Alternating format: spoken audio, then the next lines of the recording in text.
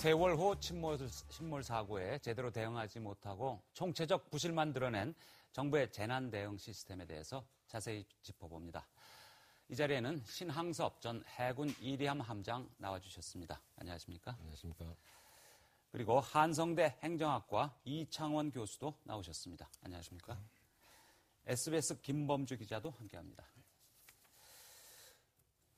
우선 이 시각 현재 진도 해상 상황이 궁금한데요. 김범주 기자, 네. 수색 상황 어떻습니까? 어제 이 시간까지 사망자가 150명이었습니다. 근데 지금 171명이니까 24시간 사이에 21명이 사망자가 발견이 됐고 오늘 하루는 12명이 발견이 됐습니다. 그동안에 최근 며칠간은 하루에 한 40명에서 50명까지 실종자를 찾았던 걸 생각을 해보면 날씨가 좋고 유속도 느린데 조금 수색 상황이 느린 것이 아니냐. 조금 전에 또 그 실종자 가족들이 대책본부에 찾아가서 항의를 했습니다. 네. 좀 느리다라는 점에 대해서. 근데 이제 대책본부의 설명은 좀 그 설명을 좀 필요한 상황이 됐다. 어떤 부분이냐면 지금 4층을 좀 설명을 드리면 어제부터 말씀드렸는데 이쪽 면은 그 물 쪽으로 지금 누워 있는 상태고 이쪽 면이 바닥으로 펄 쪽으로 누워 있습니다. 그러니까 이 모형을 볼 때 배가 이제 똑바로 되는 게 아니니까 이쪽이 뻘 쪽이라는 그렇습니다. 말이죠? 이쪽이 지금 펄 쪽으로 되어 있고 이쪽이 해수면 쪽으로 창문이 나 있어서 이쪽은 창문을 깨고 들어가서 이 방은 찾았는데 이게 지금 그 4층 뒤쪽에 큰 방들입니다. 대형 객실인데 요 가운데가 한 50명 정도, 그다음에 이쪽 방이 한 30명 정도 있었던 걸로 추정이 됩니다. 합하면 80명인데 아직 이 두 방을 어제부터 들어간다고 얘기를 했는데 아직 들어가지를 못했습니다. 그럼 여기까지만 들어가 있는 이 방은 이제 며칠 전에 네. 이미 들어간 상황이고 여기가 이 방을 아직 못 들어갔습니다. 이게 뭐 그 모형으로 보기 때문에 상당히 그 가까워 보이지만 사실 여기서부터 여기까지가 22m입니다. 네. 그러니까 한 그 이쪽 창문부터 이쪽 끝까지가 수심 20m의 차이가 난다고 생각하시면 기울어져 있으니까 수심이 이쪽으로 이제 점점 더 깊어지는 거죠. 그렇습니다. 그리고 통로를 따라서 들어가려고 해도 이쪽이 기울어 있기 때문에 각종 물건들이 여기 이제 쌓여 있는 상태죠. 이쪽이 이제 해저 뻘에 그렇습니다. 다 있는 반대로 쪽이고. 됐다고 생각해야 되기 때문에 그래서 벽을 뚫고 들어가야 되는데 벽을 뚫는 게 그렇게 쉽지 않다. 현재로서는. 그래서 이쪽 벽을 뚫고 들어가서 이 두 방을 지금 수색을 해야 되는 상황이고 어제 또 말씀드렸지만 3층 식당에 이 앞에 있는 또 일반인들이 묵었던 큰 객실이 또 하나 있는데 이 부분도 아직 수색이 안 됐습니다. 이 부분도 보시다시피 들어가는 길이 워낙 좁습니다. 그리고 편의점이라든가 이쪽 카페라든가 여러 가지 물건들이 또 여기를 가득 채우고 있기 때문에 또 이쪽 그 부분도 마찬가지로 아까 말씀드린 대로 물건이 쌓여 있을 거고요. 이쪽이 또 그 바닥에 있을 거기 때문에 그래서 지금 이쪽 방과 3층 앞쪽 방과 4층 뒤쪽에 큰 두 개의 방, 이 두 방을 빨리 수색을 해야 현재로서는 수색이 좀 진전이 될 텐데 어제 오후 이후로 상당히 좀 막혀 있는 그런 상황입니다. 그러니까 오늘까지는 조류 상황이라든가 날씨가 괜찮은 편이죠. 내일부터 좀 어렵다고 들었는데요. 그렇습니다. 내일부터 서서히 유속이 조금 더 빨라집니다. 가장 사고 직후에 유속이 빨랐던 시기보다 오늘이 한 3분의 1 정도까지도 좀 유속이 느려졌는데 내일부터 다시 빨라지고 더더군다나 토요일부터는 그 많은 비와 강한 바람, 특히 비보다는 바람이 문제일 겁니다. 풍랑을 일으키니까 말이죠. 풍랑을 바람이. 일으키기 때문에 고무보트 같은 경우를 타고 좀 구조를 해야 될 일이 많은데 그 풍랑이 좀 일기 시작하면 여러 가지로 현재 작업에 좀 지장이 있을 거라고 걱정이 됩니다. 잠수 요원들 상당히 피로를 호소하고 있다면서요? 그렇습니다. 어제까지 한 10명 정도가 좀 그 잠수병이라든가 여러 가지 피로를 호소하는 말씀드린 대로 유속이 워낙 강하기 때문에 여러 가지 근육도 써야 되고 또 보이지 않는 곳에서 작업을 하다 보니까 상당히 긴장을 한 상태로 일을 하게 됩니다. 그래서 여러 가지로 지금 피로나 여러 문제를 호소하고 있는 현실입니다. 민간인 잠수 요원들은 다 철수한 상태입니까?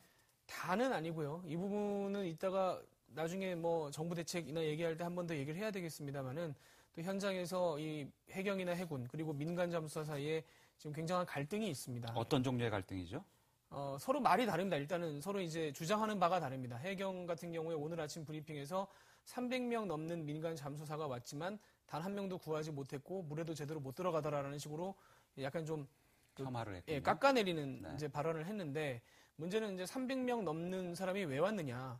사고 이틀째에 해수부에서 전국의 잠수요원 그 소환 동원령을 동원령을 내렸습니다. 그리고 지금도 현장 팽목항에는 전화가 있습니다. 그 전화를 걸어와서 전화를 이제 그 잠수요원 접수를 받는 전화가 있을 정도로 해수부는 그렇게 해놓고 해경과 해군은 이제 받아서 사실은 본인들끼리도 통합이 안 되는 상황에서 처리할 방법이 없고, 그리고 물론 300명 중에는 소위 말하는 레저급 잠수사들, 네. 그러니까 실제로 이런 긴박한 상황에 잠수를 할 수 없는 사람들도 상당 부분 있었던 것으로 전해지고 있습니다. 그렇다면 그 300명 넘는 사람들이 온 사람들 중에 누가 여기에 적합한 사람인지에 대한 기본적인 매뉴얼이나 사전 조사라든가 이런 게 해경이나 해군 어느 재난 그 대책 본부에도 없었다는 점.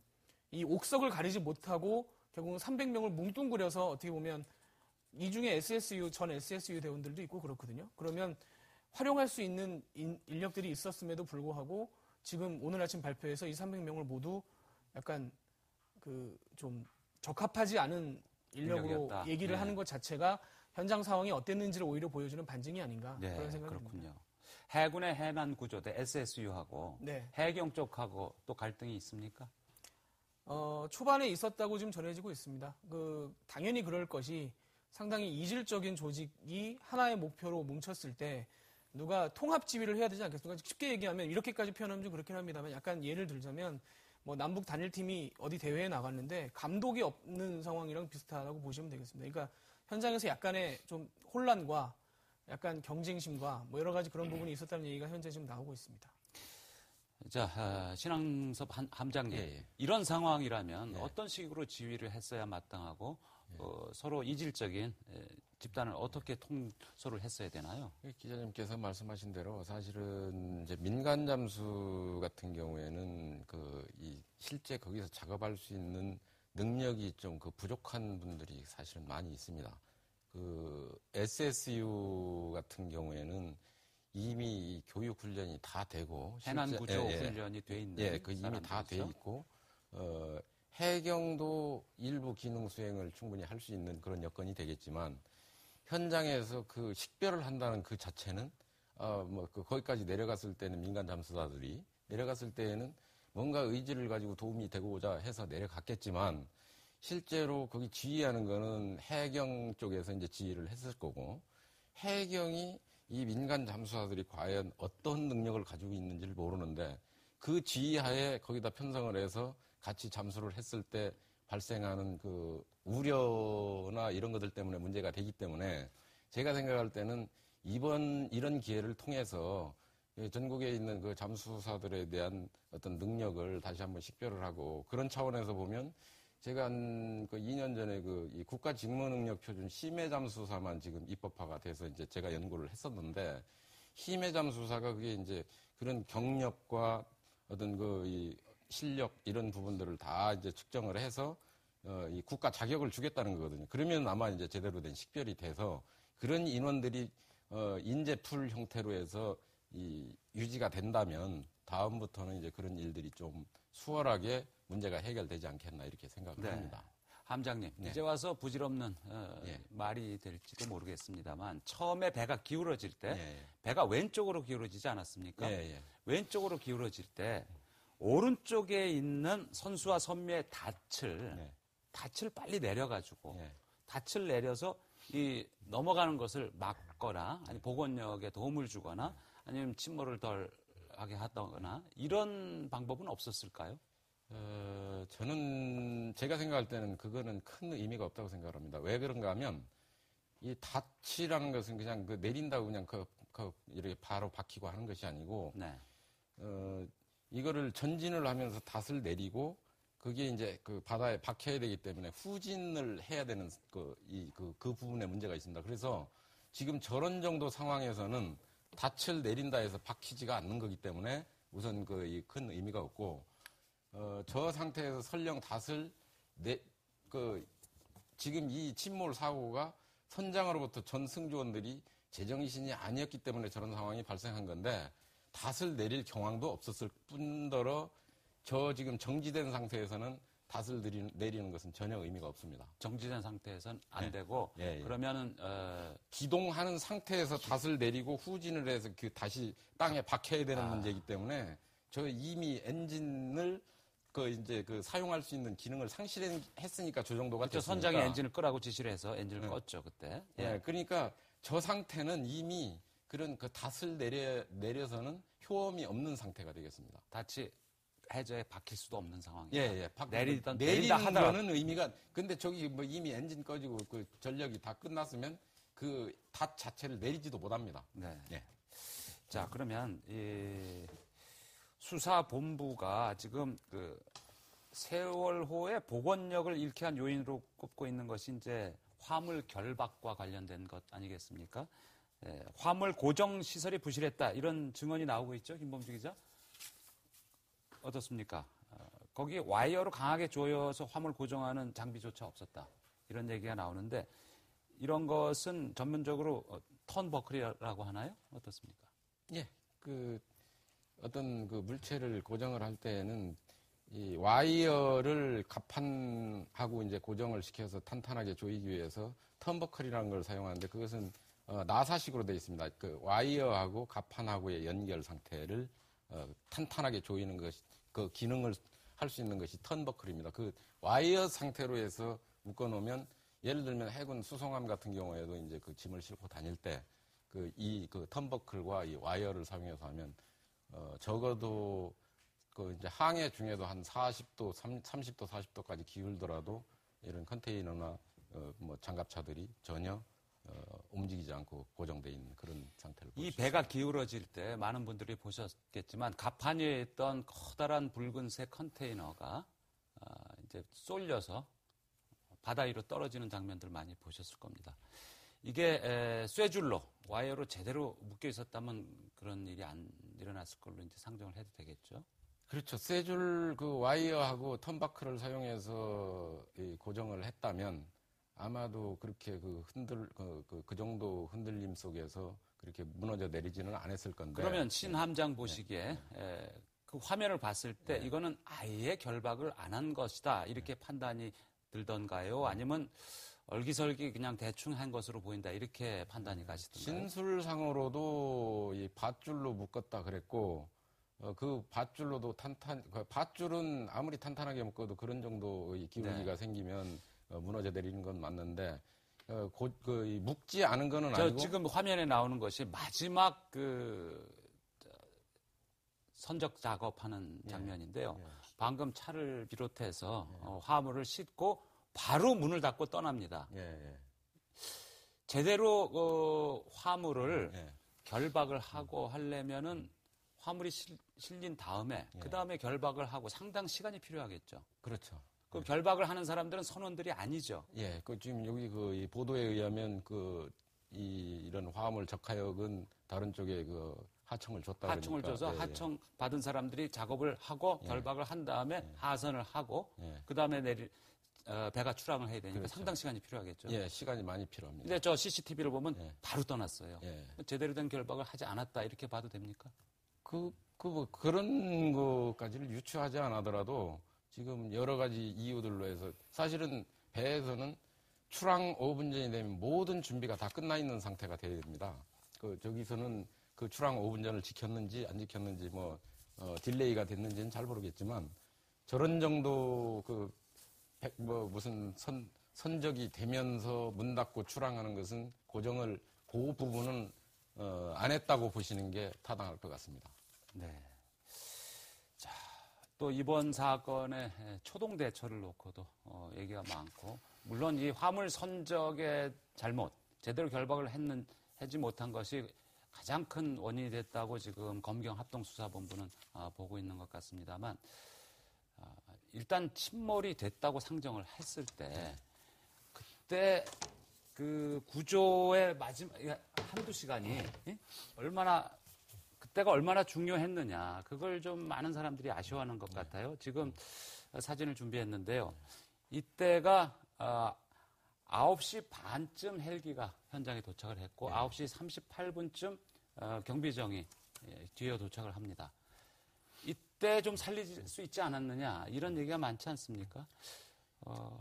해군 함장 출신으로서 만일 이때 경비정을 지휘했다면 어떤 조치를 내리셨겠습니까? 그래서 제가 가장 아쉬워한 부분이 그 시간대인데요. 여기 그림에서도 보시면 이 그림이 먼저인지 이 그림이 먼저인지는 모르겠지만 제가 볼 때는 이 그림이 먼저였을 거예요. 그러니까 배에서 조그마한 이 고무보트를 내려서 한번 보내기도 하고 실제로는 여기는 지금 그 경비정이 지금 현측까지 접근을 했지 않습니까? 네. 그런데 제가 아쉬워하는 부분은 이렇게 이제 그 공무부터를 보냈을 때는 실질적인 어떤 그 지휘권은 이 공무포트 원래 그 경비정의 지휘권이 있을 거예요. 그렇지만 현측에 이렇게 그 배가 다 있다는 거는 이 배에는 지휘관이 있었습니다. 그렇게 볼 때 가장 아쉬워하는 부분은 이거는 임시 파견이라고 보면 되는 거고. 이 경비정에서 내려보낸 아마 제가 생각할 때는 그런 것처럼 보여지는데. 123이라고 써 있지 예, 않습니까? 그러면 맞습니다. 네. 그러면 이게 먼저 갔을 거고. 해경 123정이고요. 그다음에 요게 도착했을 건데 나중에 최근에 이제 TV에 나오는 거 보니까 이 사람이 여기서 올라갔던 그 승조원이라 그러더라고요. 네. 그래서 이 라이프 레프트라 그러는 요거를 2개인가를 떨어뜨렸는데 하나는 터지고 하나는 안 터졌다 그러더라고요. 네.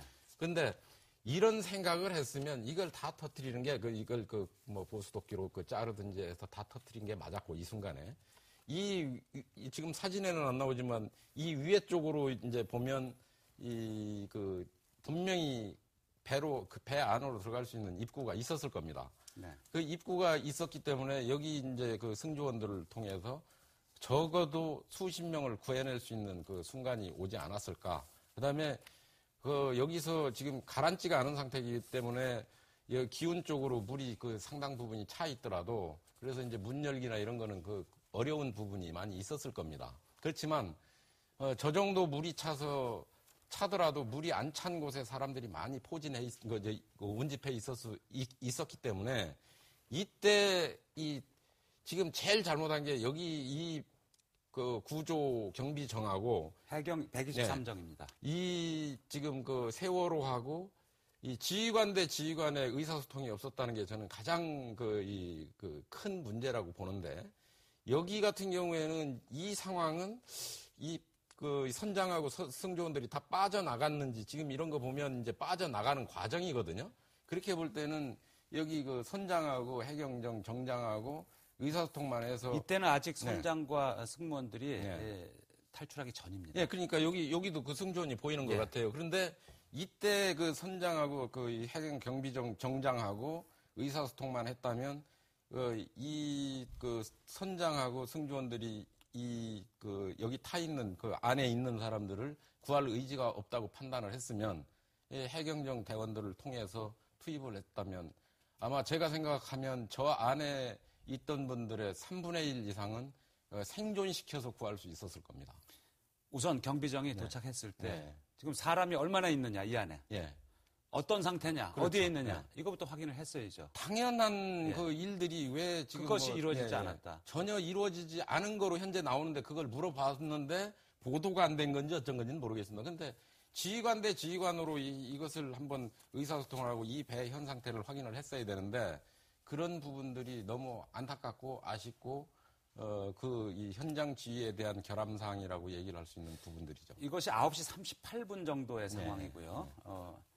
해경 123정이 이제 도착한 것이고, 그 다음에 이 그림은 이제 구조가 본격적으로 시작되던 이게 아마 9시 52분 정도에 여객 50명이 구조되던 헬기로 6명을 최초 구조한 것은 9시 40분이고요. 그 이후 배로 구조를 시작한 것이 9시 52분입니다. 이때 승무원과 여객 포함해서 한 50명 정도가 구조가 되는데 여기에 앞부분에 이제 선장과 승무원들도 구조가 되죠. 이 정도 상황이면 어떻습니까? 이때도 투입이 가능합니까? 해경의 요원들을? 그렇죠. 지금 물이 요만큼까지만 잠겨 있는 상태지 않습니까? 그러면 여기로 이제 올라가는 데는 상당 부분 한계가 있겠지만 어떤 방식으로든 거기 이제 갈고리 형태 이런 것들도 이제 줄로 타고 올라갈 수 있는 그런 부분들도 있고 하기 때문에 여기서 생각 있는 일부 대원들이 저 안쪽으로만 들어갔으면 상당수의 생존 인원으로 구출을 할 수 있었던 거로 저는 보여집니다. 네.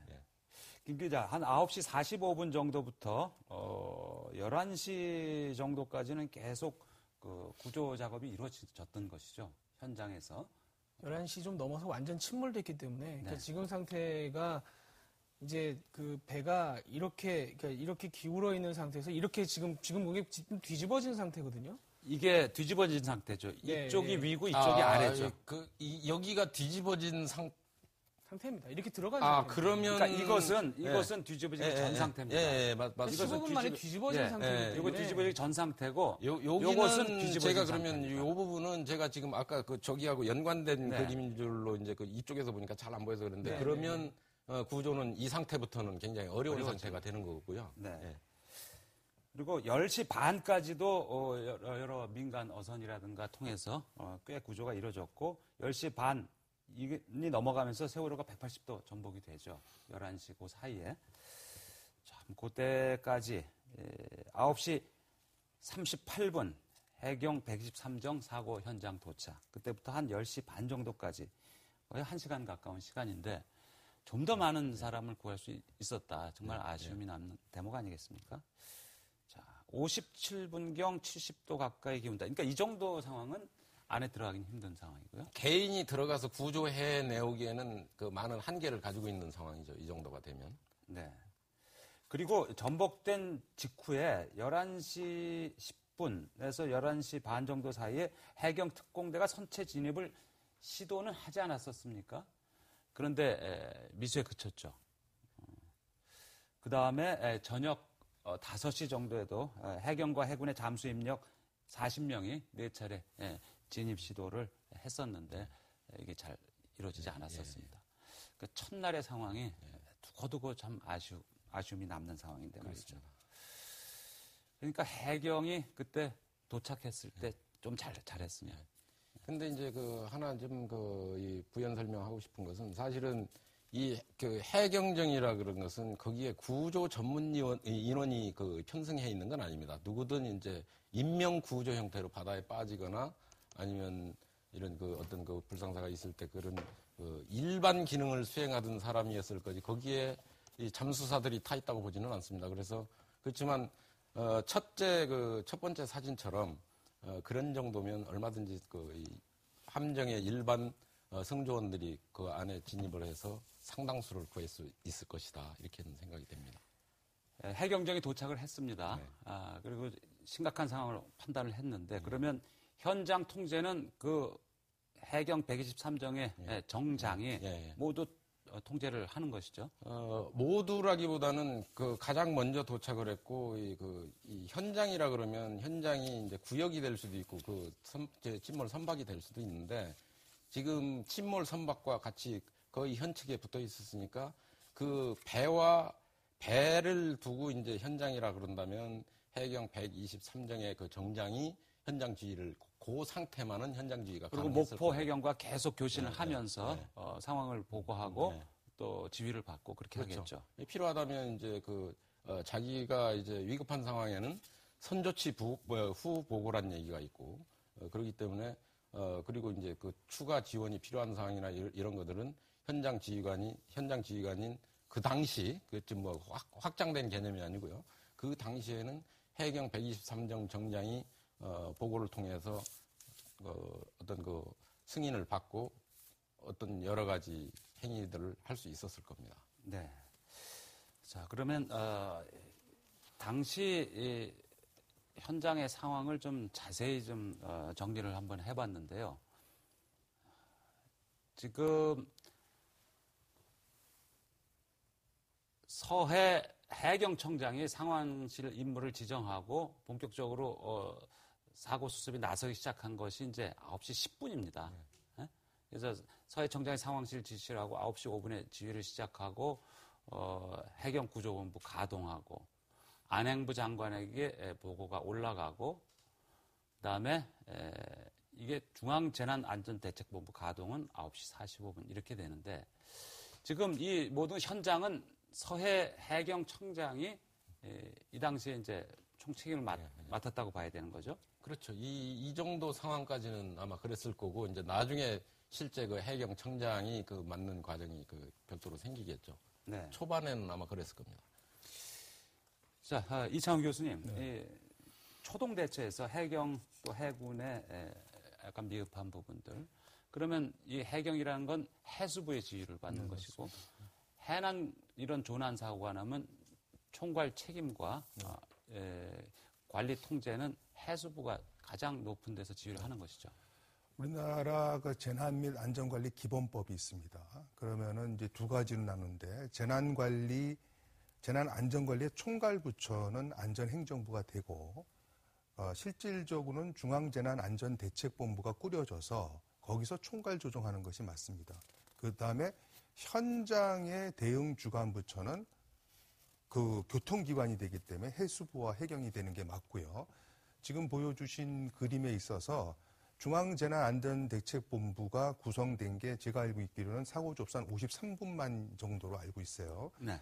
그 다음에 그 전에 안행부 상황실에서 청와대 보고가 약 39분 뒤에 이루어졌고 실질적으로 이 그림을 볼 것 같으면은 가운데 있는 중앙재난안전대책본부에서 총괄 조정을 하면서 총괄 조정이라는 말의 의미는 해수부와 해경이 현장의 대응과 구조, 수색 업무를 하는 데 있어서 타부처 또는 민간, 군이라든지 하고 협조가 필요할 경우가 많이 있지 않겠습니까?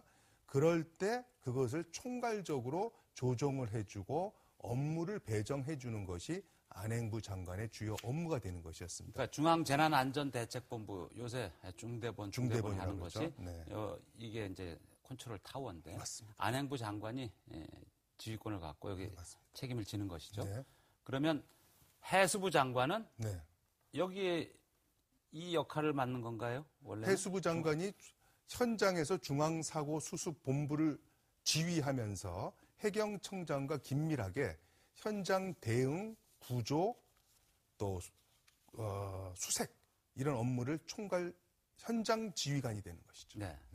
그런데 이게 왜 잘 안 되나요? 그것은 이렇게 보셔야 될 것 같아요. 우리나라의 모든 행정 조직은 개별 조직 내에서는 일사불란하게 이루어집니다. 종적으로의 협조는 아주 잘 되죠. 대통령까지 쭉 잘 되죠. 다만 횡적 협조에 있어서는 되지 않는다는 것이 이번에 극명하게 나타난 것입니다. 안행부, 안전행정부와 해수부 간, 또 해수부와 뭐 해군 간, 뭐 이런 서로. 뿐만 아니라 그 같은 부처인 해수부와 해경 간에도 당장 이 세월호가 권장 항로를 따랐느니 안 따랐느니 갖고 또 다툼이 있었어요. 네. 무슨 말씀이냐면 같은 부처 내에서도 외청인 해경청과 부처 수준인 해수부가 언론에 대해서 다른 이야기를 했습니다. 권장 항로라는 게 존재하지 않는다고 해수부는 얘기했고 네. 해경청에서는 그걸 따르지 않은 것도 원인이었다. 그렇게 엇박자를 계속 낸 것입니다. 부처 간의 협조가 잘 안 이루어지고 네. 사고에 대한 이제 수색과 구조 작업이라든가 이런 것들이 원활하게 이루어지지 않으니까 부처 간의 협조를 시키기 위해서 급하게 국무총리를 지휘를 맡기는 범정부 사고대책본부를 만들지 않았습니까? 그렇습니다. 원래 법적으로는 이런 기구는 없는 것이죠. 재난 및 안전관리 기본법에 의하면 지금 가운데 나온 중앙재난안전대책본부가 법적인 기구입니다. 다만 네. 거기서 제대로 일을 못했다고 해서 대한민국은 국가재난관리의 컨트롤 타워가 없다라는 얘기가 아니라 있는데 일을 제대로 하지 못했고 그러다 보니까 안행부 장관이 제대로 못한다고 판단되는 순간 총리를 본부장으로 하는 범정부 사고대책본부가 만들어졌는데 네. 그 이후에 그것이 또 너무 오버한 것이다. 이게 너무 지나쳤다. 네, 그런 이야기 또 현장 지향적이지도 않다. 이런 얘기가 나오니까 제가 알고 있기로는 현재는 그걸 또 해수부 장관이 맡고 있어요. 지금 국무총리를 맡겨서 이거를 일종의 옥상옥이다 이런 얘기도 그렇죠. 있었습니다만은 하다가 원래 안전행정부 장관 밑에서 현장 지휘를 해야 되는 해수부 장관을 일로 올려버렸네요. 네. 그 이유는 이렇게 현실적인 이거겠죠.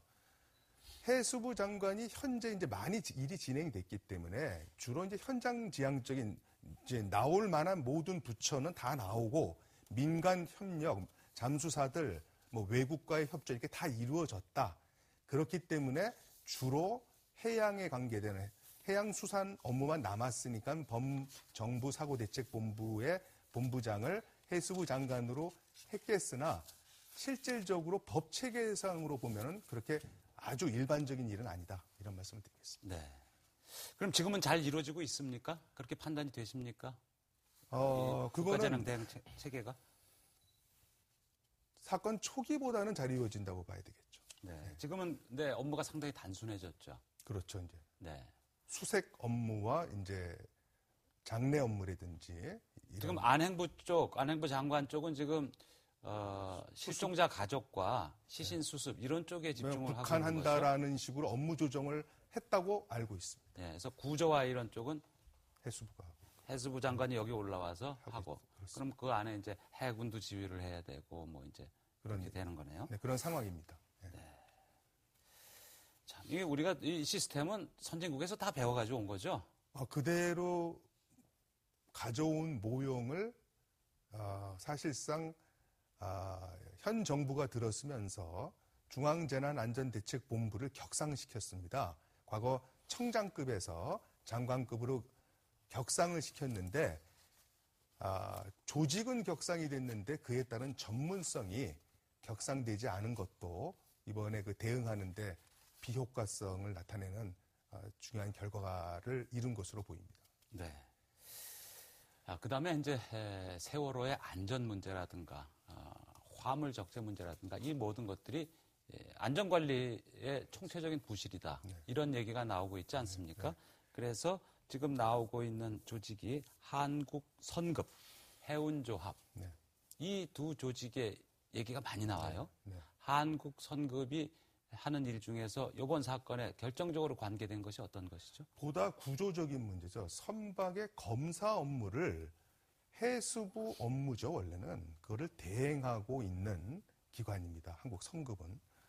또 이번에 문제가 되겠는 해운조합 같은 경우는 사실상 해운사들의 이익집단이라고 볼 수 있어요. 해운사들이 이제 자금을 내서 돌아가고 있으니까요. 그런데 이 해운사의 조금 전에 말씀하신 그 화물 결박 작업도 우리가 지금 하청, 재하청 얘기를 하고 있는데 더 중요한 것은 1차적 책임은 청해진 해운이 되겠고요. 하청업체 책임이 아닙니다. 갑을 관계지만 더 중요한 것은 이러한 안전 운항에 대한 지도 감독권이 바로 해운조합에 있습니다. 위임을 한 겁니다. 해수부가. 그렇다면 거꾸로 얘기하면 국민의 생명과 안전에 관계되는 업무를 수행하는 기관이 그 업무를 규제의 대상이 되는 해운사에게 맡겨버린 거예요. 자기가 자기를 규제하도록 그렇습니다. 그래서 보통 요즘 한 거죠. 자기 안전 관리, 셀프 규제, 셀프 감독이란 말이 나온 거거든요. 민간 기업은 어차피 이익을 위해서 움직일 것입니다. 그렇죠. 그런데 그 기관에게 국민의 생명과 안전에 관계되는 규제 업무까지 줬다라는 것은 좀 이해하기 어려운 네. 파트가 되겠습니다. 신 함장님, 이거 어떻게 보십니까? 저는 이제 뭐 맞는 말씀을 하셨고 여기 조금 보충을 한다면 안전검사의 기능이 이제 한국 선급에 있는데 한국 선급이 어떤 거하고 연관이 되냐면 그 세월호를 증축, 표현은 적절치는 않지만 선박 용어로는 증축을 하는데 그 검사를 누가 하냐면 한국 선급에서 합니다. 네. 그래서 이번 이 사건이 나기 직전에 이제 이 증축을 했는데 그때 1차에는 불합격을 받았다 그러고 2차에는 합격을 받았다 그럽니다. 그런데 구조상의 특별한 변경을 했냐면 그게 아니고 이제 그 모든 것들이 보건력에 관계된 문제들인데요. 그 보건력이 그 특별한 구조 변경 없이 1차에는 불합격을 하고 2차에는 합격을 했다.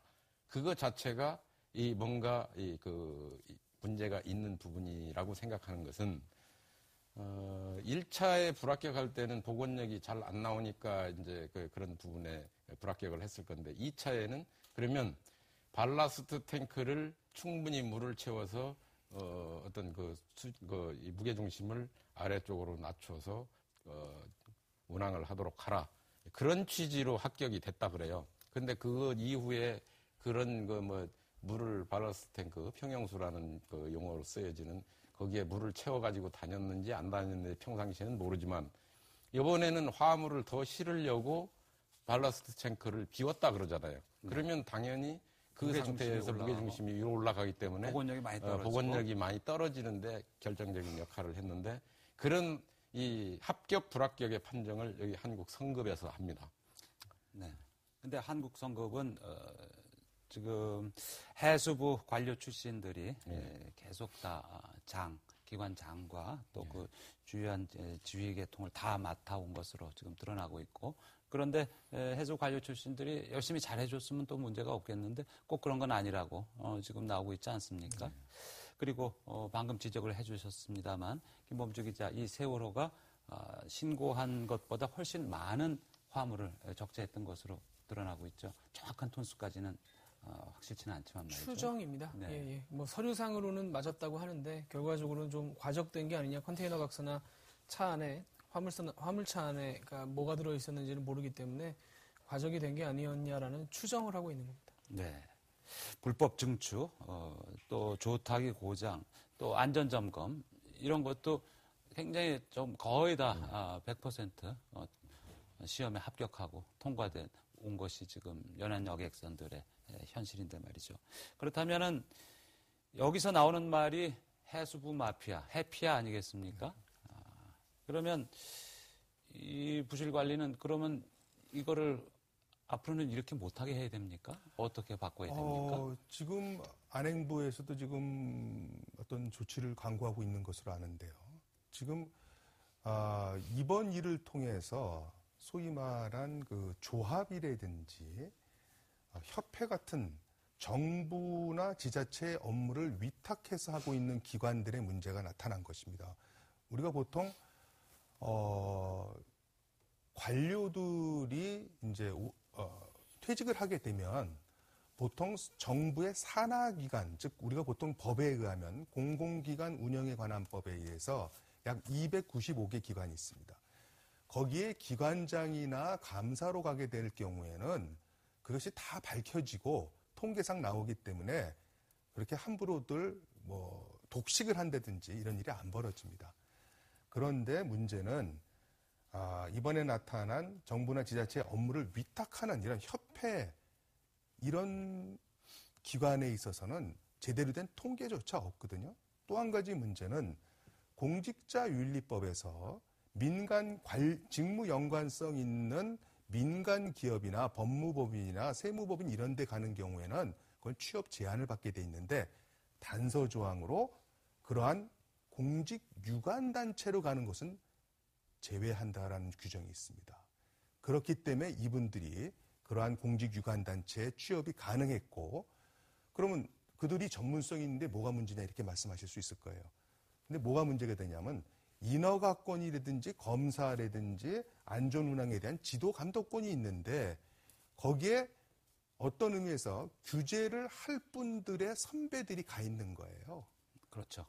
그랬을 경우에 또 몇 년 지나면 규제를 할 분들이 만약 그걸 창이라는 표현을 쓴다면은 선배들이 방패 역할을 하고 있는데 이분들이 또 입장이 바뀌게 됩니다. 즉 선배가 퇴직하게 되면 본인이 또 가서 방패 역할을 해줘야 되거든요. 그랬을 경우에 그 창을 그렇게 날카롭게 세워서 작동을 시킬 것인가. 또 한국 선급의 부실 검사를 정부가 적발하고도 아주 경징계에 그쳤던 사례도 감사를 나갔는데 한 2, 3일 정도 한 거로 나타나고요. 네. 그렇기 때문에 이거는 어떤 악순환적인 그 구조를 갖고 있는 문제다. 네. 해군 함장을 지내신 신 함장께서는 지금 열심히 일하시는 공무원들께는 죄송한 말씀입니다만 뱃사람들 하시는 말씀은 해수부 오래 관료 생활한 분들이 바다를 아느냐, 전문성이 있느냐, 그렇지 않다 이런 말씀들을 하세요. 어떻게 보십니까? 제가 이번에 몇 번 인터뷰를 하면서 강조를 했던 부분이 그 부분입니다.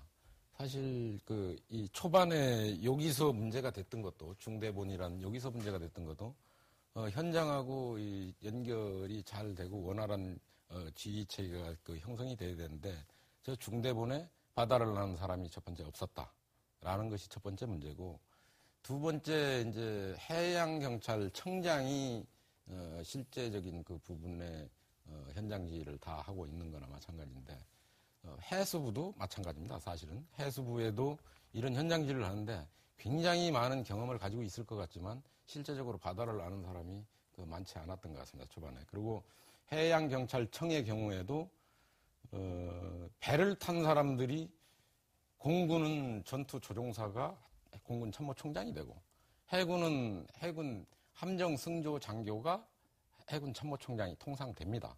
여기는 해경청은 해경 함정을 타고 현재까지 해경청장이 된 사람이 한 명도 없습니다. 육상경찰 출신이 많이 했고, 그렇죠. 12명, 제가 알기로는 12대째라 그러니까 12명이 해양경찰청장을 수행했거나 수행하고 있는데 그 중에서 10명은 해경에서 통칭하는 육경 출신의 어떤 그 청장이 해경청장을 맡았고 그 나머지 그래도 해경에서 고무적이라고 한다는 것은 어떤 현재 해경에서 근무를 하다가 행정직이지만 그런 상태이기 때문에 그런 구조적인 문제들이 현장 지휘에 많은 문제를 가지고 있지 않았는가 이렇게 생각합니다. 이 교수님, 국가 재난망 구축 네. 여러 대통령들이 강조를 해왔고 지금 10년째 구축을 했고 이번 정부도 마찬가지고 역점을 기울인다고 하는데 이게 잘 구축되지 않고 제대로 돌아가지 않고 있어요. 네.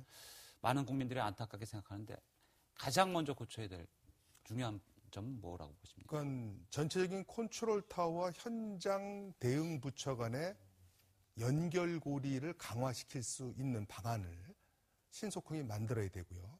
또 통신망 같은 것도 지금 각 부처별로 다른 주파수하고 다른 통신 방식을 쓰고 있는 거 그런 것도 통합이 돼야 되고요. 마지막으로 인적 전문성이 지금 우리나라는 방제 전문 인력이 사실상 거의 전무합니다. 이 일을 하고 있는 중앙부처 공무원들이 2,400명 정도 있지만 재난 방지를 전문적으로 공부하고 현장 경험 있고 직렬로 갖고 이런 분이 거의 적다는 없습니다. 거죠. 대부분 공업직력이라든지 기술직이라든지 일반 행정직입니다. 그렇기 때문에 그러한 전문성을 제고하는 제가 지금 말씀드린 이런 세 가지 일이 함께 이루어졌을 때 앞으로 이런 일이 발생했을 때 보다 효과적인 대응이 이루어질 것이다. 이런 말씀입니다. 그렇지만 더 안타깝게 생각되는 것은 그때 구조대 승무원이 이런 말을 한 인터뷰가 있었어요. 자기가 재난 상황에 어떻게 해야 되는지 다 알더라고요. 다 얘기를 해요. 그런데 하지 않았고 자기만 살자고 나왔습니다. 그러니까 매뉴얼이 있으면 무슨 소용이 있겠습니까? 그걸 지켜야 되겠죠. 네, 벌써 시간이 다 됐습니다. 일단 오늘 순서는 여기서 마쳐야 될 것 같습니다. 세 분 오늘 감사합니다. 세월호의 침몰 사고는 규정 무시, 그리고 적당주의, 무사 안일, 그리고 부정부패가 총체적으로 뒤엉킨 인재라고 할 수밖에 없겠습니다. 서해페리, 성수대교, 삼풍백화점 등 수많은 대형 사고 때마다 정부는 부조리를 일소하고 투명하고 철저한 안전대책을 세운다고 했지만 나아진 것은 별로 없었습니다. 이번 사고를 접한 온 국민의 반응은 처음에는 충격, 그 다음엔 슬픔, 그리고 이제는 분노로 바뀌었습니다. 정부는 국민의 분노의 배출구로 적당한 희생양을 만들려 애쓰지 말고 스스로 수술대 위에 올라야 할 것입니다. 이슈 인사이드 다음 주 수요일 오후 3시 10분에 뵙겠습니다.